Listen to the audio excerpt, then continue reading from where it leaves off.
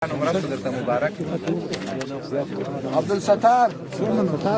په زابل کې له گاونډي هیوادونو څخه په اجباري ډول د راستانه شوي هیوادوالو لپاره د مهاجرینو د ښارګوټي د دویم پاس د ځمکو د ویش صحنه ده چې 1200 کورنۍ ته ورکول کیږي.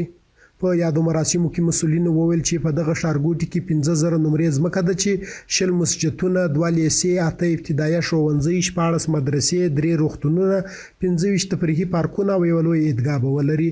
دوی وايي اسلامي امارات هڅه کوي چې د خپل هیوادوالو په ښه ډول خدمت وکړي. نامرده ګاونډیو د موږ سره یو داسې کار وکړي چې د موږ هغه مظلوم وروڼه چې هغلته په 15,000 روپۍ باندې مصروف وي، هغلته د لاس کار ځان ته برابر کړی په زور یې راوایستل.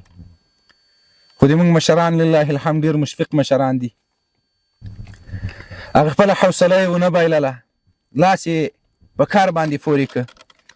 هغه خلک چې ګاونډیو هیوادونو راشړل دلته ټول شاهدان دي انشاءالله العزیز. داسې استقبال یې د دوی وکړ چې هغه د خپل وس نه زیات د دوی سره همکاري وکړه، د دوی سره یې کومک وکړه.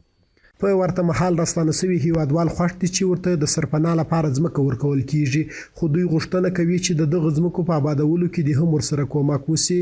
موږ د پاکستان څخه په ډېر جبر راایستل شوي یو، حتی د کور هېڅ شی نه دی راسره پرېښی. نو اوس دلته الحمدلله راغلي، تر اوسه د کرایې په سرای کې اوسېدلو. اوس شکر دی الحمدلله چې اسلامي امارات موږ ته د سرپناه ځمکه راکړله، او د دې ترڅنګ باید زموږ سره د جوړولو کومک هم وکړي. موږ یې وس فتوان نه لرو. کوټې څخه راغلي یو، د 2 کاله مو کېږي چې له هغه ځایه څخه یې په زور پسې راواخیستو. دویم له کوچنی سرای لا هم پسې پاتې سوه.